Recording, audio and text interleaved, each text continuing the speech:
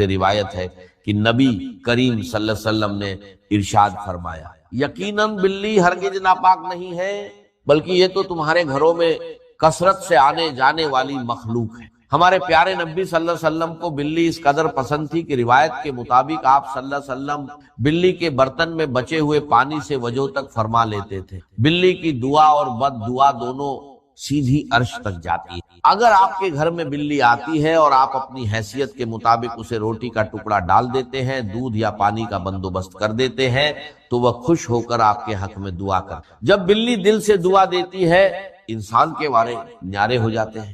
نتیجہ اور التماس، محترم ناظرین، قدرت کے اس پورے نظام میں اللہ تعالیٰ نے ہر مخلوق کی ایک خاص اہمیت رکھی۔ اگر ہم اللہ کی بے زبان مخلوق پر رحم کریں گے تو عرش والا ہم پر رحم کرے گا اور ہمارے رزق کے بند دروازے۔ محترم ناظرین، 3 جانور ایسے ہیں جو گھر میں آئیں تو اپنے ساتھ بے پناہ دولت اور برکت لاتے ہیں، جبکہ 3 جانور ایسے بھی ہیں جن کا گھر میں آنا غربت، افلاس اور رزق کی تنگی کا سبب بنتا ہے۔ بعض اوقات ہمارے گھروں میں رزق کی تنگی یا بے برکتی ایسی ہوتی ہے کہ ہم لاکھ کوشش کے باوجود بھی پریشانیوں کے دلدل سے باہر نہیں نکل پاتے۔ ہم سب یہ سوچتے ہیں کہ آخر محنت کے باوجود برکت کیوں نہیں؟ اسلامی تعلیمات اور حکمت میں کچھ ایسے واضح اشارے بتائے گئے ہیں جو ہمیں یہ سمجھنے میں مدد دیتے ہیں کہ ہمارے آس پاس موجود کون سی مخلوق برکت کا باعث ہے اور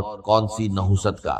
آج کی اس ویڈیو میں آپ کو ان جانوروں کی حقیقت اور ان کے پس منظر کے بارے میں تفصیل سے بتاؤں گا تاکہ آپ اپنے گھروں کو آزمائشوں سے بچا سکیں اور برکتوں کو اپنے گھر کا راستہ دکھا سکیں۔ یہ موضوع بہت اہم ہے، اس لیے میری اس گفتگو کو آخر تک لازمی سنیے۔ محترم ناظرین، اب بات کرتے ہیں ان 3 جانوروں کی جن کا گھر میں بسیرا کرنا، کثرت سے آنا یا رہنا اسلامی اور حکیمانہ نقطہ نظر سے اچھا نہیں سمجھا جاتا اور یہ گھر میں رزق کی تنگی اور مصیبتوں کا سبب بنتے ہیں۔ چیل ایک انتہائی تیز رفتار اور شکاری پرندہ ہے۔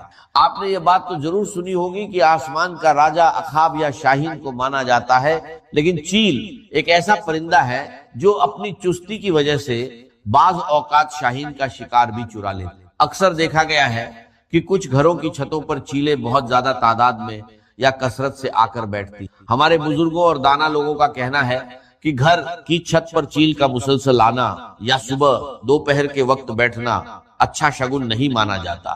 یہ اس بات کی علامت سمجھا جاتا ہے کہ اس گھر پر ان قریب کوئی بڑی مصیبت، پریشانی یا رزق کی شدید تنگی آنے والی ہے۔ دوسرا جانور جس کا گھر میں آ کر رہنے لگ جانا اور ہر کونے میں بس جانا منحوس سمجھا جاتا ہے، وہ مکڑی ہے۔ مکڑی کی وجہ سے گھر میں تنگی اور مصیبتیں آتی ہیں۔ یہاں ایک بات واضح کرنا بہت ضروری ہے کہ مکڑی بذات خود کوئی منحوس جانور نہیں ہے، کیونکہ اسی مکڑی نے ہجرت مدینہ کے تاریخی موقع پر غار سور کے دہانے پر جالا بن کر ہمارے پیارے نبی حضرت محمد صلی اللہ علیہ وسلم کی کفار سے حفاظت کی تھی۔ لیکن مکڑی کی بد دعا بہت خطرناک۔ مکڑی اس وقت بد دعا دیتی ہے جب اس کا مکمل طور پر بنا ہوا جالا اچانک اور بے دردی سے تو اسی لیے دانا لوگ فرماتے ہیں کہ گھر میں مکڑی کا جالا کبھی مکمل نہ ہو۔ جیسے ہی مکڑی کسی کونے میں جالا بننا شروع کرے، اسے فوراً صاف کر دیں۔ تیسرا حیوان جو گھر میں نہ صرف بے برکتی لاتا ہے بلکہ خطرناک بیماریوں کا سبب بھی بنتا ہے،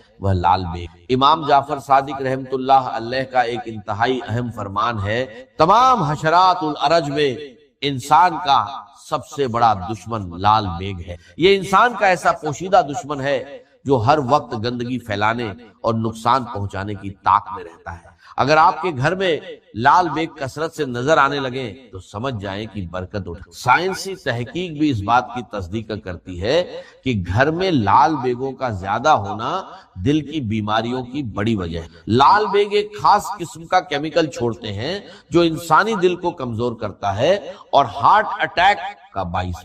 سائنسی اور اسلامی دونوں لحاظ سے ان کا گھر میں ہونا رزق کی تنگی اور بربادی لاتا ہے، اس لیے فوراً ان کے خاتمے کا انتظام کر۔ وہ 3 جانور جو گھر میں دولت اور برکت لاتے ہیں، آئیے اب ان خوش قسمت جانوروں اور پرندوں کا ذکر کرتے ہیں جن کا گھر میں آنا، بسیرا کرنا یا گھونسلہ بنانا بے پناہ برکت، دولت اور رزق میں اضافے کی علامت ہے۔ شہد کی مکھی، شہد کا شمار نبی ایک کریم صلی اللہ علیہ وسلم کی پسندیدہ ترین غذاؤں میں ہوتا ہے، اور اللہ تبارک و تعالیٰ نے شہد اور شہد کی مکھی دونوں کے اندر خصوصی برکت اور شفا رکھی۔ جس گھر کے پاس سے یا جس کی چھت کے آس پاس سے شہد کی مکھیاں کثرت سے گزرتی ہیں وہ گھر بہت مبارک مان، اور اگر یہ مکھیاں آ کر آپ کے گھر کی کسی دیوار، چھت یا کونے میں اپنا چھتا بنا لیتے تو یہ اس بات کی واضح اور یقینی نشانی ہے کہ اس گھر میں اب رزق اور برکت کے دروازے کھلنے۔ دو، چڑیا۔ چڑیا ایک انتہائی معصوم، بے زبان اور پیاری مخلوق ہے۔ گھر کے آنگن میں چڑیوں کا چہچہانا ویسے ہی دل کو سکون دیتا ہے، لیکن اسلامی روایت اور بزرگوں کے تجربات کے مطابق گھر میں چڑیا کا گھونسلہ بنانا بہت ہی زیادہ مبارک مانا جاتا ہے۔ اگر چڑیا آپ کے گھر کی کسی سرخی، پنکھے یا کونے میں گھونسلہ بنا لے تو اسے کبھی بھی نقصان نہ۔ نظر بزرگوں کا کہنا ہے کہ چڑیا کا یہ معمول ہوتا ہے کہ وہ صبح سویرے اپنے گھونسلے سے اڑنے سے پہلے اللہ تعالیٰ کی حمد ثنا کرتی ہے، سبحان اللہ کا ورد کرتی ہے، اور اللہ سے یہ دعا مانگتی ہے، یا اللہ نہ صرف مجھے رزق عطا کر بلکہ جس گھر میں نے گھونسلہ بنایا ہے اس گھر والوں پر بھی رزق کی تنگی نہ آنے۔ تیسرا جانور جس کا گھر میں آنا، رہنا یا بچے دینا بے پناہ دولت اور خوشحالی لاتا ہے۔ ام المومنین حضرت عائشہ رضی اللہ عنہا سے روایت ہے کہ نبی کریم صلی اللہ علیہ وسلم نے ارشاد فرمایا، یقیناً بلی ہرگز ناپاک نہیں ہے بلکہ یہ تو تمہارے گھروں میں کثرت سے آنے جانے والی مخلوق ہے۔ ہمارے پیارے نبی صلی اللہ علیہ وسلم کو بلی اس قدر پسند تھی کہ روایت کے مطابق آپ صلی اللہ علیہ وسلم بلی کے برتن میں بچے ہوئے پانی سے وضو تک فرما لیتے تھے۔ بلی کی دعا اور بد دعا دونوں سیدھی عرش تک جاتی ہے۔ اگر آپ کے گھر میں بلی آتی ہے اور آپ اپنی حیثیت کے مطابق اسے روٹی کا ٹکڑا ڈال دیتے ہیں، دودھ یا پانی کا بندوبست کر دیتے ہیں تو وہ خوش ہو کر آپ کے حق میں دعا کر۔ جب بلی دل سے دعا دیتی ہے انسان کے وارے نیارے ہو جاتے ہیں۔ نتیجہ اور التماس۔ محترم ناظرین، قدرت کے اس پورے نظام میں اللہ تعالیٰ نے ہر مخلوق کی ایک خاص اہمیت رکھی۔ اگر ہم اللہ کی بے زبان مخلوق پر رحم کریں گے تو عرش والا ہم پر رحم کرے گا اور ہمارے رزق کے بند دروازے کھول دے۔ دعا ہے کہ اللہ تعالیٰ ہمیں جانوروں کے حقوق ادا کرنے اور ان کے ساتھ نرمی برتنے کی توفیق عطا فرمائے۔ میں آپ سے گزارش کرتا ہوں کہ کمنٹ باکس میں اللہ تعالیٰ کے 99 ناموں میں سے کوئی ایک پیارا نام لکھ کر اس ویڈیو کی برکت میں اپنا حصہ ضرور۔ اگر میری یہ گفتگو آپ کو پسند آئی ہو تو اسے لائک اور اپنے پیاروں کے ساتھ شیئر بھی لازمی۔ کہ میں نے عرض کیا کہ استعانت باللہ، مدد مانگنی ہو تو صرف اللہ۔ یہ دین کی روح کا ایک بہت اہم مسئلہ ہے، بہت اہم روح ہے دین۔ میں نے اسی لیے آج سورہ فاتحہ کی تلاوت کی شروع میں کہ اس مسئلے کی اہمیت جو ہے اس کا آپ کو اندازہ ہو جائے۔ سورہ فاتحہ جو ہماری نماز کا جزو لازم ہے، حدیث نبوی ہے، لا صلاۃ لمن لم یقرأ بفاتحۃ الکتاب، سورہ فاتحہ کے بغیر کوئی نماز ہر رکعت میں ہم پڑھتے ہیں۔ یا یہ دوسری بات ہے، فقہ حنفی کے مطابق امام پڑھتا ہے اگر جہری انداز میں تو گویا کہ پوری جماعت کی طرف سے لائے نہیں، لیکن اس پہ اتفاق کرتے ہیں سورہ فاتحہ ہی اصل نماز۔ اسی لیے ایک حدیث میں جو مسلم شریف میں آئی ہے حضرت ابو ہریرہ سے سورہ فاتحہ کا تجزیہ کیا گیا ہے تضابیط کا، اور وہ حدیث قدسی، قسمت الصلاۃ بینی و بین عبدی نصفین، اللہ فرماتا ہے میں نے نماز کو اپنے اور اپنے بندے کے درمیان برابر برابر تقسیم کر دیا۔ بندہ کہتا اب اس کے بعد ساری تفصیل سورہ فاتحہ۔ صلاۃ کا قسمت الصلاۃ بینی و بین عبدی نصفین، تو ہم تو صلاۃ میں سورہ فاتحہ بھی ہے، پھر اس کے بعد بہت قرآن مجید کی آیتیں پڑھتے ہیں، تو رکوع بھی ہے، تو سجود بھی ہے، قیام بھی ہے اور قعدہ بھی ہے، ہمیں صلاۃ کو منہ بن، لیکن یہ اصل صلاۃ سورہ فاتحہ۔ چنانچہ اس حدیث میں تجزیہ کیا گیا ہے، جب بندہ کہتا ہے، میرا بندہ یہ کہتا ہے الحمدللہ رب العالمین، تو میں یہ کہتا ہوں اللہ تعالیٰ یہ فرماتا ہے ہمیں میرے بندے نے میری ہم تعریف کی سمجھ۔ جب بندہ کہتا ہے الرحمن الرحیم، میں کہتا ہوں اللہ کہتا ہے اثنا علیہ، میرے بندے نے میری سمجھ۔ اور جب بندہ کہتا ہے مالک یوم الدین، تو اللہ فرماتا مجدنی عبدی، میرے بندے نے میری بزرگی بیان۔ تو یہ سارا میں اس لیے آپ کو حوالہ کیا۔ آج میں سورہ فاتحہ کا درس نہیں دے رہا ہوں، پوری بات نہیں سنا رہا ہوں کہ اصل نماز سورہ فاتحہ۔ اب سورہ فاتحہ میں 7 آیتیں ہیں، اور عجیب ترتیب ہے، 3 آیتوں پر ایک جملہ بنتا ہے، الحمدللہ رب العالمین الرحمن الرحیم مالک یوم الدین، آیتیں 3 جملہ 1، پھر 3 آیتوں پر ایک جملہ ہے آخر میں، اہدنا الصراط المستقیم صراط الذین انعمت علیہم غیر المغضوب علیہم ولا الضالین، آیتیں 3 جملہ 1۔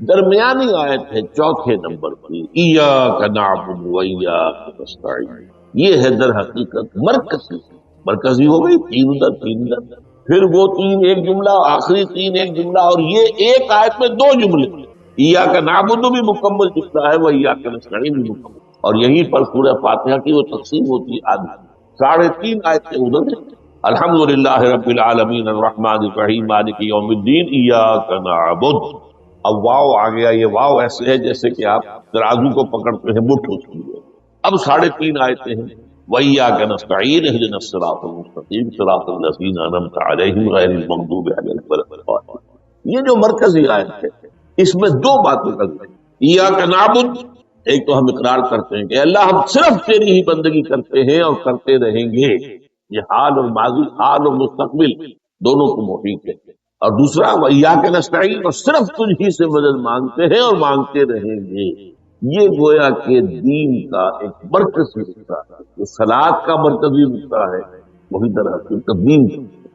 اب ہم اس پر غور کر چکے ہیں، 40 نبوی کی حدیث نمبر 3 جو ہے وہ اس پر ہے، ایاک نعبد، اس میں گفتگو ہو چکی ہے تفصیل سے کہ عبادت کا تصور کیا ہے، جس کے لیے انسان کو پیدا کیا گیا، وما خلقت الجن والانس الا لیعبدون، اور تمام رسولوں کی دعوت کا مرکزی نقطہ ان اعبدوا اللہ ما لکم من الہ غیرہ، زندگی آمد برائے بندگی، زندگی بے بندگی شرمندگی، اور اس میں جو کنفیوژن ہم نے پیدا کر دیا ہے کہ عبادت کو عبادات کے مترادف قرار دے دیا، نماز روزہ حج یہ عبادات ہیں، وہ عبادت جس کے لیے ہمیں پیدا کیا گیا ہے وہ یہ چیزیں نہیں ہیں، وہ ہے پوری زندگی میں ہمہ تن ہمہ وقت ہمہ جہت اللہ کی، ہر وقت نماز تو نہیں پڑھی جاتی، ہر روز روزہ تو نہیں رکھا جاتا، یہ جو کہا کہ میں نے صرف تمہیں پیدا ہی اس لیے کیا کہ میری عبادت کرو، تو عبادت سے متعلق یہ چیزیں نہیں ہے، یہ در حقیقت اس عبادت کے لیے سپورٹ، جیسے 4 ستون ہیں ان پر چھت ہے،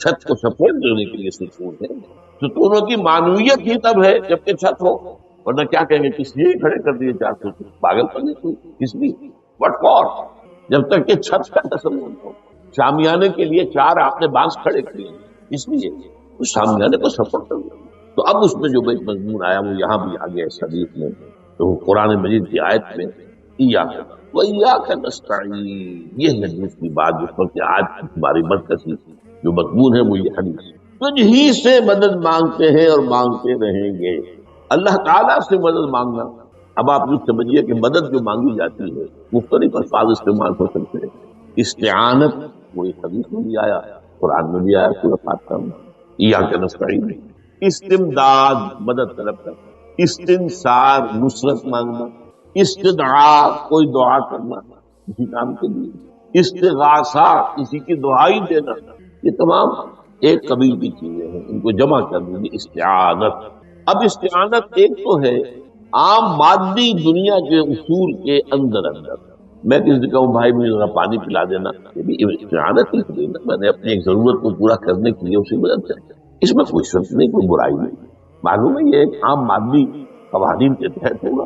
یہ الگ بات کہ حضور کے بارے میں یہ آتا ہے صلی اللہ علیہ وسلم کہ آپ کبھی ایسے کام کے لیے بھی کسی کو نہیں کہتے تھے، یہاں تک کہ اگر آپ سواری پر ہوتے تھے اور آپ کا جو گھوڑا ہے وہ نیچے گر گیا تو آپ اپنی سواری کو بٹھا کر یا اتر کر خود گھوڑا اٹھاتے تھے، کسی سے کہتے نہیں تھے کہ مجھے ذرا اٹھا، تو یہ استدعاء استعانت استمداد اس میں ایک درجے ہیں، بڑے اونچے درجے بھی ہیں، لیکن عام حالات میں ہم مادی قوانین کے تحت اگر کوئی مدد چاہے کسی سے تو بری بات نہیں، اس میں کوئی شرک نہیں، اس میں کوئی کفر نہیں، اگرچہ بعض حضرات کے نزدیک اس کا ایک درجہ ہے وہ میں بعد میں بیان کروں گا، لیکن یہ کہ ماورائی انداز کسی غیر مرئی حقیقی یا موہومہ شخصیت سے مدد مانگنا، غیر مرئی حقیقی فرشتے ہیں، غیر مرئی ہے حقیقی، موہومہ جنہوں نے گاڈ اینڈ گاڈیسز اور آلہہ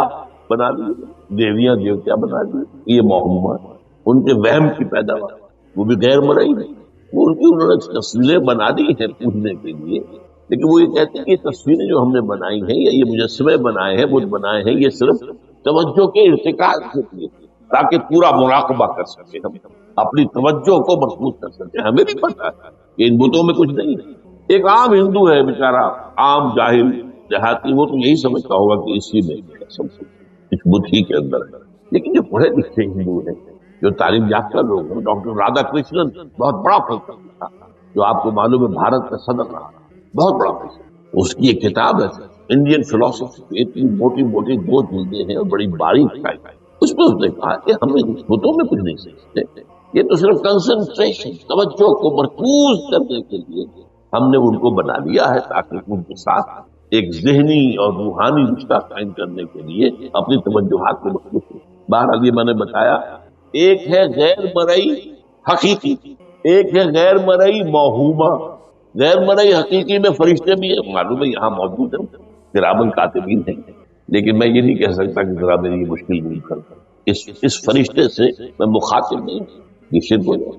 حالانکہ ہمیں معلوم ہے فرشتہ ہے، فرشتے تو اس وقت ہمارے اس مجمع کو گھیرے ہوئے ہیں۔ حضور کی حدیث، مجتمع قوم فی بیت من بیوت اللہ یتلون کتاب اللہ ویدارسونہ بینہم الا حفتہم الملائکہ وغشیتہم الرحمہ۔ جب بھی کبھی میرے گھروں سے کسی گھر میں میرے بندے جمع ہوتے قرآن کو پڑھنے اور سمجھنے کے لیے، سمجھنے سمجھانے، تو فرشتے ان کے گرد گھیرا ڈالتے اور ان پر رحمت چھا جاتی اور سکینت ان پر آسمان سے نازل ہوتی، اور اللہ تعالیٰ ان کا ذکر کرتا ہے فی من عندہ۔ دیکھو اے فرشتوں، تم تو کہتے تھے نا کہ اے اللہ تو یہ خلیفہ بنانے چلا ہے آدم، یہ تو دنیا میں فساد مچائے گا، دیکھو وہ میرے بندے وہ کیا کر رہے ہیں۔ اللہ تعالیٰ ذکر کرتا ہے اپنی اس مجلس میں، وہ جو ملائے اعلیٰ کی مجلس، جو اللہ تعالیٰ کے قریب ترین جو فرشتے، تو فرشتے ہیں لیکن مدد نہیں مانتا۔ اسی طرح اب ذرا مسئلہ دوسرا وہ مختلف سی ہو جائے گا۔ میں نے پہلے وہ بات کی جس میں اختلاف کا امکان ہے، فرشتے تو ہیں، ان پر ہمارا ایمان، اور اصل میں ایمان بالملائکہ ہی کی شکل بگڑی ہے۔ یہ جو گاڈز اور گاڈز بنا لیے گئے اور دیوی اور دیوتا بنا لیے گئے اور آلہہ بنا لیے گئے، ملائکہ ہی، ملائکہ کو اللہ نے ایک ایک کام کے اوپر معمور کیا ہوا ہے۔ یہ پہاڑوں کا فرشتہ ہے، یہ بارش کا فرشتہ ہے، یہ فلاں کا فرشتہ ہے، انہوں نے انہی کو دیوتا بنا لیا۔ بس غلطی کیا لگی کہ ان کا کوئی اختیار نہیں۔ ہمارا ایمان کا فرشتوں کا اختیار کوئی نہیں، یفعلون ما یؤمرون، جو اللہ حکم دیتا ہے ان کا کوئی اختیار نہیں۔ بس یہ باریک سا پردہ ہے، یہی ایمان بالملائکہ بن گیا ہے۔ دیویوں دیوتاؤں کو شکل اختیار نہیں۔ عرب کے لوگ خدا کی بیٹیاں کہتے تھے، یہ فرشتے خدا کی بیٹیاں ہیں، ان کے نام پر لات، یہ مؤنث نام ہے، لات، عزا، عزیز کا مؤنث، منات، یہ سب مؤنث، یہ دیویاں ہیں، یہ اللہ کی بیٹیاں ہیں، فرشتے ہیں۔ تو میں نے کہا کہ پہلے میں نے بات کی ہے وہ غیر مرئی کہ جو یقینی ہیں، متفق علیہ ہیں، فرشتے ہیں۔ ایک ہے مختلف فی، وہ یہ ہے کہ اولیاء اللہ کی ارواح ان کو بھی، یہ اگر یہ قول امام الہند شاہ ولی اللہ دہلوی کا نہ ہوتا تو میں کبھی اس کو تسلیم نہ کرتا۔ ان کا قول کہ اللہ تعالیٰ اپنے جو بڑے محبوب بندے ہوتے ہیں ان کے انتقال کے بعد ان کی ارواح کو بھی فرشتوں کے جو درجہ اسفل ہے، سب سے نچلے درجے کے جو فرشتے ہیں ان میں شامل کرتے ہیں، اور اللہ کے احکام کی جیسے تنفیذ وہ فرشتے کرتے ہیں وہ بھی کرتے ہیں۔ اب یہ مختلف فی مسئلہ ہو گیا، سب کے نزدیک نہیں ہے، لیکن یہ کہ بعض کے نزدیک شاہ ولی اللہ کہہ رہے ہیں تو اس کو تو ہم اٹھا کر ردی کی ٹوکری میں تو نہیں پھینک سکتے، لیکن ان کو بھی نہیں پکارا جائے، وہ ہے، وہ بھی اللہ کی سول سروس کے اندر ہو گئے، سول سروس ہے نا، اس کے کارڈر ہیں۔ پٹواری سے آپ چلیں گے تو ریونیو کا محکمہ جو ہے، پٹواری پر گرداور اور گرداور سے گرداور، قانون گو اور اس سے اوپر اور نائب تحصیلدار، یہ چلے گا۔ تو فرشتوں کے بھی گریڈ ہیں، طبقہ اسفل، طبقہ اعلیٰ۔ تو اگر اللہ تعالیٰ اپنے نیک بندوں کی ارواح کو بھی اس میں شامل کر دے ہمیں کیا اعتراض ہے؟ اور اس کو ماننے سے کوئی شرک لازم نہیں آئے گا۔ ہاں انہیں پکار کیے تو شرک لازم آئے گا، بات سمجھ باریک پر۔ فرشتوں کو مانتے ہیں، پکار مدد نہیں مان سکتے، اسی طریقے سے ان کو آپ مانتے بھی ہوں کہ وہ ملائکہ کی آخری صف میں ان کو بھی اللہ نے بھرتی کر لیا ہے تو ٹھیک ہے، لیکن یہ کہ آپ اختلاف کریں، اختلاف بھی کریں کہ اتنی بڑی بات کے لیے کوئی دلیل قرآن مجید سے ہمیں نہیں ملتی، یہ کچھ شخص کہتا ہے یہ کہ یہ قول ہے محدث کا ہے، لیکن در اس بات فرق جو بتا رہا ہوں ان کو یہ مان لینا یہ فرض کیجئے شیخ عبد القادر جو ہے بغدادی گیلانی رحمت اللہ علیہ، ان کی روح اب کہیں آ سکتی ہے، ارواح آ سکتی ہے، جیسے ملائکہ آ سکتی ہے، روح محمد صلی اللہ علیہ وسلم، لیکن ہم اس وقت محمد کو پکاریں گے نہیں، پکارا تو پھر دعوت جب دعا کی تو پھر یہ ذرا باریک سا فرق ہے جو ہمارے ہاں اس فرق کو نہ سمجھنے کی وجہ سے ہی یا تو انکار کر دیتے سرے سے روح آئی نہیں، اور یا یہ کہ پھر ان سے دعائیں اور استدعا اور استغاثہ، تو یہ دونوں میں جو ہے انتہا ہے۔ اچھا، دنیا کے قانون کے تحت بھی جو میں نے کہا تھا میں بتاؤں گا کہ اس کا بھی ایک مرتبہ ہے۔ آپ نے کسی شخص سے ایک کام کے لیے کہا، وہ دنیا کے قوانین کے تحت ہے۔ فرض کیجیے آپ کسی سے کہتے ہیں میری فلاں جگہ پر سفارش کر دیجیے، میرا یہ مسئلہ ہے، 100% درست ہے، لیکن یہ کہ فرض کیجیے کہ میرا جو مدعا علیہ ہے یا جو میرا بند مقابل ہے وہ چرب زبان ہے زیادہ، یا وہ اس نے کوئی لمبی چوڑی سفارش جو ہے فراہم کرتی ہے، تو آپ بھی میری بات رکھ لیں۔ قرآن مجید میں آیا سورہ نساء من یشفع شفاعۃ الحسن، اچھی شفاعت کرنا، صحیح بات، اس کے اندر اللہ تعالیٰ نے اجر و ثواب رکھا۔ اب آپ نے ایک دفعہ کہا اس نے نہیں کیا، دوسری دفعہ کہا نہیں کیا، پھر کہا تو یہ میں ایک بزرگ کا قول آپ کو بتا رہا ہوں کہ یہ شرک، ایک دفعہ کہا ٹھیک ہے یہ سوال ہے، دوسری دفعہ کہا یہ بھی کریے معاف، اب تیسری دفعہ، اس کا مطلب یہ کہ آپ نے یہ بات سمجھ لی ہے کہ آپ کا خیر اسی کے ہاتھ میں، اور یہ شرک خفی ہو جائے گا۔ ٹھیک ہے آپ نے کہا اگر وہ کر دے تو یہ باتیں بھی سمجھ لیتی ہے، کیونکہ آدمی جو ہے اگر پیچھے پڑ جاتا ہے کہتا رہتا مطلب معلوم ہوا کہ اس کے ذہن میں یہ بات بیٹھ گئی ہے کہ تمہارا خیر جو ہے، تمہاری بھلائی اسی کے ہاتھ میں۔ بہرحال اس تمہید کے بعد اب ہم پڑھ رہے ہیں، حضرت ابن عباس فرماتے ہیں رضی اللہ تعالیٰ عنہ، کنت خلف النبی یوما صلی اللہ علیہ وسلم، ایک دن میں حضور کے پیچھے تھا۔ اب پیچھے ہونے سے کیا مراد ہے؟ گمان غالب یہ ہے کہ سواری پر، جس کو ردیف بھی کہتے ہیں، واللہ عالم یہ بھی ہو سکتا ہے کہ چلتے ہوئے پیچھے پیچھے چل رہے ادب کے ساتھ، چچا زاد بھائی ہیں لیکن عمر میں تو بہت چھوٹے ہیں، نوجوان۔ اس کیفیت میں حضور نے اب ان سے خطاب کیا، یا غلام، اے نوجوان، اے لڑکے اے لڑکے، وعلمک کلمات، میں تمہیں تلقین کرتا ہوں چند کلمات۔ یہ ہے حضور کا طریقہ تربیت و تعلیم و تزکیہ۔ وہاں کوئی مدرسے نہیں تھے، وہاں کوئی درس کی محفلیں تو نہیں ہوتی، محفل تو ایک ہی ہوتی تھی ہفتے میں، وہ جمعے کا اجتماع ہے، باقی حضور کی صحبت ہے، فجر کی نماز کے بعد بھی آپ بیٹھے ہیں، صحابہ بیٹھتے ہیں، گفتگو ہو رہی ہے، اسی میں تربیت، اسی میں تعلیم، اسی میں تزکیہ۔ وہ علیحدہ ذکر کے حلقے جو ہے وہ ضربے مارنے کے لیے یہ تو نہیں تھی، یہ تو بات کی ایجاد میں تو سب مانتے ہیں کہ یہ بات کی ایجاد ہے، مخلوق کی ہے نہیں۔ بہرحال حضور نے اے لڑکے یا اے بیٹے، جو بھی آپ اس کا ترجمہ کریں، میں تمہیں چند باتیں سکھاتا ہوں۔ مطلب کیا ہے؟ وعلمک کلمات، توجہ سے سنو، غور سے سنو، حفظ جان بنا لو۔ احفظ اللہ یحفظک، پہلا اللہ کی حفاظت کرو وہ تمہاری حفاظت کرے گا۔ اب اس سے مراد کیا ہے؟ عام طور پر سمجھا گیا ہے کہ اللہ کے احکام کو کوئی حکم ٹوٹنے نہ دے، وہ تمہاری حفاظت کرے گا۔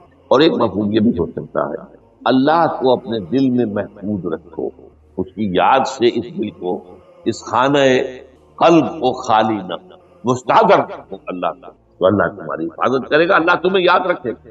اور حدیث قدسی میں یہ الفاظ آئے، میرا بندہ جب مجھے اپنے دل میں یاد کرتا ہے میں بھی اسے اپنے دل میں یاد کرتا ہوں۔ جب میرا بندہ کسی محفل میں میرا ذکر کرتا ہے میں اس سے کہیں بہتر محفل میں اس کا ذکر کرتا ہوں۔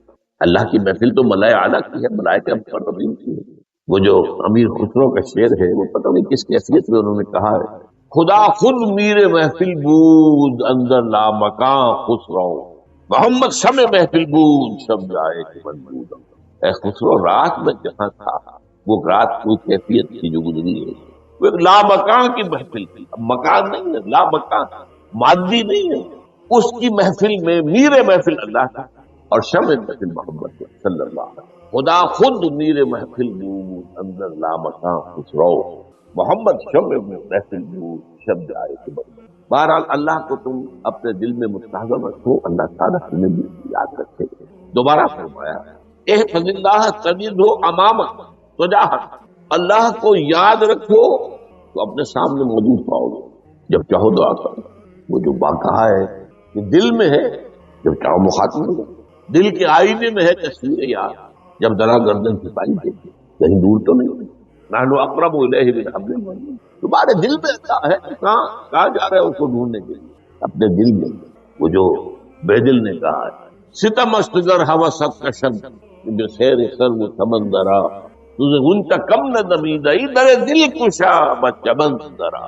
بڑے ستم کی بات ہے کہ تمہارا دل کہتا ہے چلو ذرا باغیچے میں چلو، پھولوں کی سیر کرو، یہ گلاب کا پھول ہے، یہ موتیا ہے، یہ سیر۔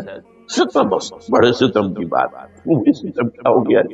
ستم است گر ہوا سب کا شب، تمہاری خواہش تمہیں کھینچتی ہے کہ بے سیر سر و سمندرا، سر و سمند ذرا ان کی سیر کرنے کے لیے آؤ۔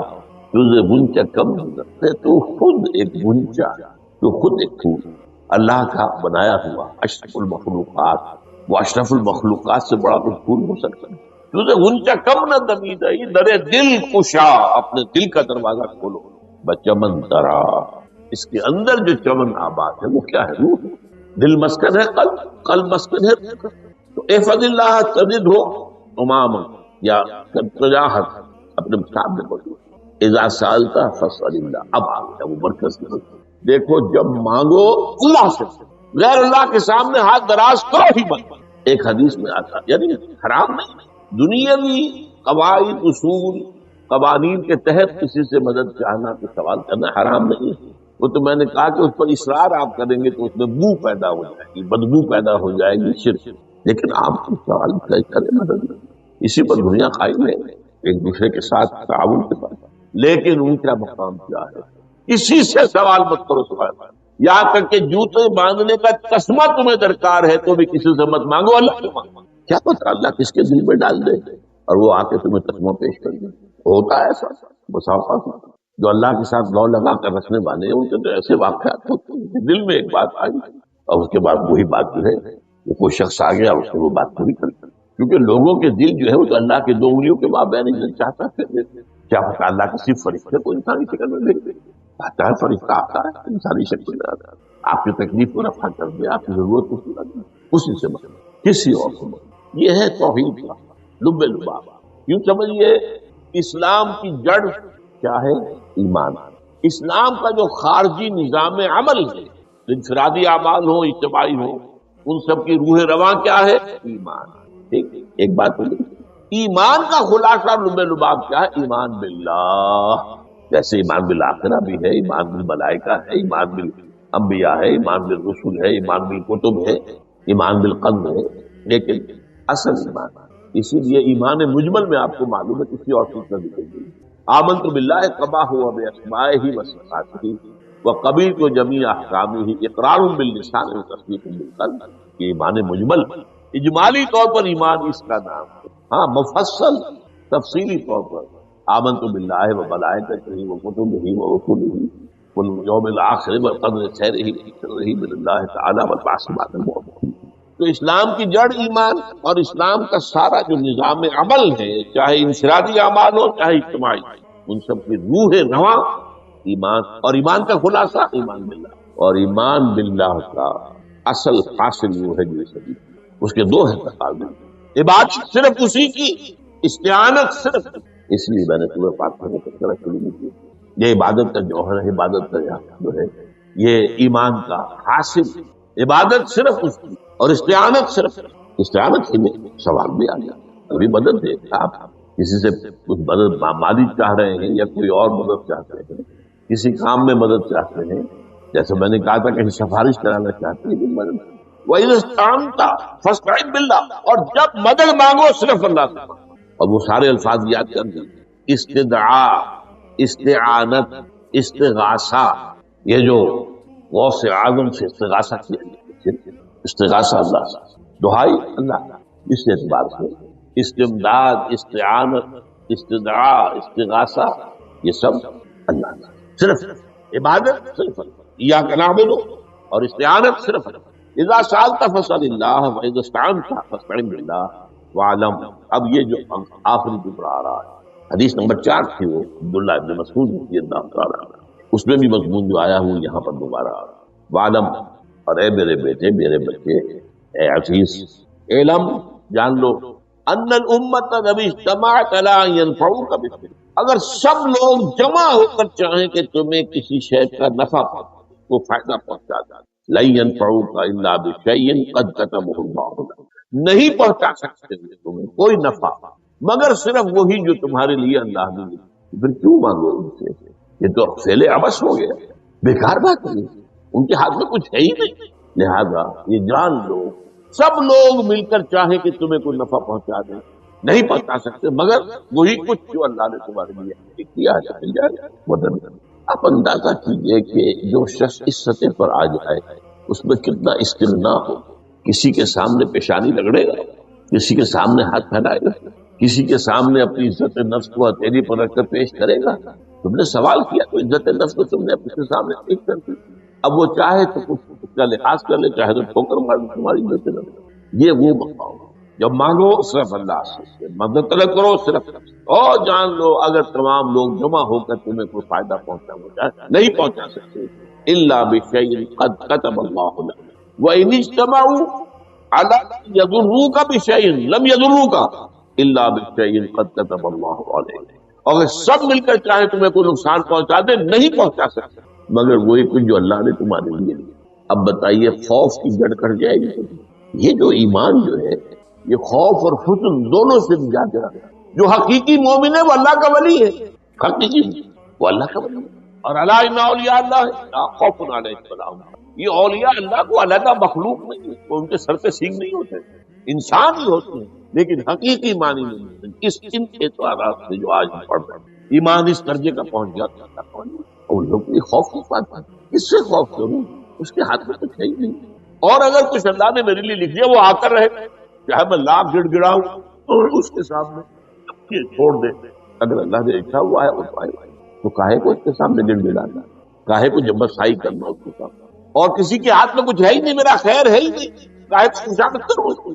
और सुनिए रुफ़िअतिल अक़लाम, देखो नौजवान कल में उठा ली गई है वजफ़त सुहुफ़, और जो रजिस्टर है सहीफ़े उनकी स्याही खुश्क होती है। ये है वो अल्लाह का इल्म कदीम जिसमें हर शय लिख दी गई, उसकी कलम उठा दी गई। तो जैसे आपको मालूम है इम्तिहान होता था, 3 घंटे खत्म हो गए, स्टॉप राइटिंग, बस अब कलम रुक जाना चाहिए। वो कलम तो तकदीर का कातिब जो है वो कलम उसका अब उठा दिया गया, और जो सहीफे जिन पर लिखा गया वो खुश्क भी हो गए। ये तो रिवायत है जो इमाम तिर्मिज़ी ने जिसमें रिवायत किया, ये मतन उनका है जो हमने पढ़ा अभी, और उनका कौल ये है कि ये हदीस हसन सही है। लेकिन यही रिवायत और इन्हीं रावी से अब्दुल्लाह इब्न अब्बास से रज़ियल्लाहु तआला अन्हुमा और भी मुहद्दिसीन ने की है। इसमें से एक और मतन जो है वो यहाँ पर इमाम नववी ने दे दिया। ए फज़िल्लाह तजिदु अमामा, ये तो पहला वो टुकड़ा था, वक्त जाहक था, यहाँ अमामक है, यहाँ मतलब अपने सामने पाओ। अल्लाह की हिफाजत करो, अल्लाह को दिल में, अल्लाह की याद को महफूज रखो, गोया कि अल्लाह को मुस्तहज़ रखो, ज़िक्रुल्लाह के मानी इस्तिग़फ़ारुल्लाह फिल क़ल्ब, ये ज़िक्रुल्लाह जिन्हें हम जिक्र समझ बैठे हैं वो जिक्र के जरिए अक़ीमी सलाता लिज़िक्री, नमाज कायम करो मेरी याद के लिए, नमाज जरिया है। ये अलग बात है कि आपने 17 रकातें भी पढ़ ली हो जो ईशा की और याद आपको आई नहीं कोई। आप तो एक मैकेनिकल अंदाज में जो है वो उठक बैठक कर रहे हैं और आपके दिमाग से कुछ भी निकल रहा है, तो उसका आपके शऊर से, दिल की गहराई से कोई राब्ता है ही नहीं, वो जिक्र तो नहीं हुआ। हाँ, नमाज फर्ज क्यों अदा हुई, फर्ज अदा हुई।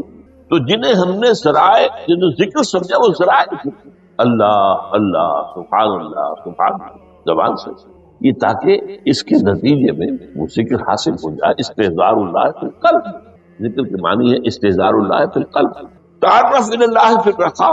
और देखो कुशादगी के वक्त में तुम अल्लाह को याद रखो, अल्लाह की तरफ रुजू किए रहो, भूल ना जाओ। वो ना हो जो कभी कहा था बहादुर शाह जफर के अशार में से, बहुत जोर का शेर है, जफर आदमी उसको न जानिए चाहे कितना ही हो फाहम ज़का, जिसे ऐश में याद खुदा रहे, जिसे तैश में खौफ खुदा, वो है कुशादगी की हालत में जब तुम्हारे लिए कुशादगी है, अल्लाह की तरफ रुजू किए रहे। यारिफ का फिर तो अल्लाह अपनी तवज्जो तुम पर रखेगा शिद्दत के वक्त में, तुम्हें कोई तकलीफ, वो तकलीफ को तुम पर आसान कर दे। तकलीफ तो आनी है, लिखी हुई है, वो तो आएगी, लेकिन ये कि अल्लाह ताला उसकी शिद्दत को, एक ही चीज है जिसको एक इंसान बहुत शिद्दत के साथ महसूस कर रहा है, दूसरा आदमी उतना नहीं महसूस कर रहा है, एहसास का मामला होगा। वो तो असल में अगर इंसान की नर्व कटी हुई है तो एहसास हो गई, फिर इसी تو اس اعتبار سے اللہ تعالیٰ تمہارے لیے اس شدت کی کمی کرتا ہے۔ وَعْلَمْ أَنَّمَا أَخْطَأَكَ لَمْ يَكُنْ لِيُصِيبَكَ، اور جان لو جو چیز تم سے چھوٹ گئی ہے، رہ گئی ہے، وہ ہرگز تمہیں ملنے والی نہیں تھی۔ اب آپ نے کسی ملازمت کے لیے درخواست کی ہے، درخواستیں مانگی گئی ہیں، اپنی سی محنت کر لی، نہیں ملی ملازمت، اب آپ بیٹھے ہوئے افسوس میں، رنج میں، غم میں، فلاں نے یہ کر دیا، فلاں نے یہ کر دیا، وہ فلاں جو ہے بڑی تکڑی سفارش لے آیا تھا، فلاں نے رشوت دے دی۔ چھوڑو میاں اس کو، وہ تمہارے لیے نہیں تھی۔ کاہے کو اپنے ذہن کے اندر یہ کھچڑی پکا رہے ہو؟ خام خواہ آپ شاید سوء ظن میں بھی مبتلا ہو رہے ہو، کسی نے نہ رشوت دی اور آپ سمجھتے ہو کہ رشوت دی ہے۔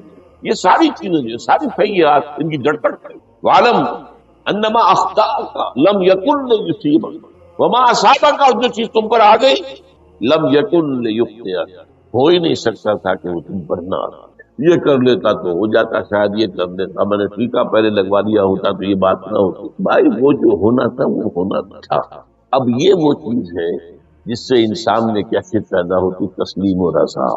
ہم بھی تسلیم کی خو ڈالیں گے، بے نیازی تیری عادت ہی صحیح، اے اللہ جو تو نے چاہا مجھے قبول۔ اسی لیے میں نے آپ کو آیتیں سنائی، سورۃ تغابن، ما اصاب من مصیبت الا باذن اللہ، کوئی مصیبت نہیں آتی مگر اللہ کی۔ ومن یؤمن باللہ یہد قلبہ، جو اللہ پر ایمان رکھتا ہو اللہ اس کے دل کو ہدایت دے دیتا ہے۔ ہدایت کس بات کی؟ تسلیم و رضا۔ ستمش گر ہوا ست کا شخص میں سر و سبب نہیں، یہ دوسرا شعر میں پڑھنا چاہتا تھا۔ سر دوستاں سلامت کے تو خنجر آزمائی، نہ شبد نصیب دشمن کے شبد ہلاکت۔ اے اللہ تیری طرف سے ہے، مجھے قبول نہیں، اور بظاہر مجھے تکلیف ہو رہی ہے لیکن یقیناً اس میں میرا کوئی خیر ہے۔ یہ کل خیر، تیرے ہاتھ میں تو خیر ہی خیر ہے، جو بھی تیری طرف سے آئے سر تسلیم خم ہے۔ اور یہ مضمون جو ہے زیادہ بڑے پیمانے پر سورہ دین میں آیا، ما اصاب من مصیبت فی الارض ولا فی انفسکم الا فی کتاب من قبل ان نبرأھا، کوئی مصیبت نہیں آتی نہ تمہاری جانوں میں نہ زمین میں، زمین میں زلزلہ آ جانا، سیلاب آ جانا، کچھ اور زمین کا دھس جانا، یا یہ ہے کہ تمہاری جانوں میں کوئی بخار ہو گیا تو اور تکلیف ہو گئی، اچانک معلوم ہوا کہ صاحب کو کینسر ہے اور کینسر بھی اب تھرڈ اسٹیج کو پہنچ گئی، لیکن جو بھی آیا ہے وہ اللہ کے علم قدیم کی کتاب میں پہلے سے لکھا ہوا، فی کتاب من قبل ان نبرأھا، یہ کتاب میں درج ہے اس سے پہلے کہ ہم اسے ظاہر کریں۔ اس کا نتیجہ کیا نکلنا چاہیے؟ لیکن لا تعصوا علی ما فاتکم ولا تفرحوا بما آتاکم، افسوس نہ کیا کرو جو تم سے جاتا رہے، چھوٹ جائے، کوئی عزیز فوت ہو گیا، کوئی موقع ہاتھ سے نکل گیا، ارے بھائی میں چوک گیا، بڑا موقع تھا، اب اس پر افسوس کر رہے نہیں، جو چیز لیکن لا تعصوا علی ما فاتک ولا تفرحوا بما آتاکم، جو اللہ تمہیں دے دے اس وقت اتراؤ مت۔ وما اصابک لم یکن لیخطئک واعلم ان النصر مع الصبر، اور جان لو اللہ کی مدد صبر کے ساتھ، جو آئے اس کی طرف سے شہید ہو۔ زبان پر کلمہ شکوہ اور شکایت، اللہ سے شکایت، تسلیم و رضا، جو تیری رضا ہے۔ تیری صحت ہمیں منظور ہے لیکن اس کو، مولانا محمد علی جوہر ایک مرتبہ جیل میں گئے، ایک بیٹی بیمار ہوئی، فوت ہو گئی، اس کے بعد دوسری مرتبہ پھر جیل میں گئے، دوسری بیٹی کو وہی بیماری، جیل میں اطلاع ملی کہ بیٹی کی یہ بیماری، تو خط لکھا اشعار کی شکل کا، آخری شعر یہ ہے، تیری صحت ہمیں منظور ہے لیکن اس کو نہیں منظور کہ ہم تو نہیں منظور، ہم تو چاہتے ہیں کہ بیٹی کے تو شفا ہو جائے، اسے منظور نہیں۔ وَاعْلَمْ أَنَّ النَّصْرَ مَعَ الصَّبْرِ وَأَنَّ الْفَرْجَ مَعَ الْكَرْبِ، فرج فراخی کھل جانا، یہ ہے کرب کے ساتھ تکلیف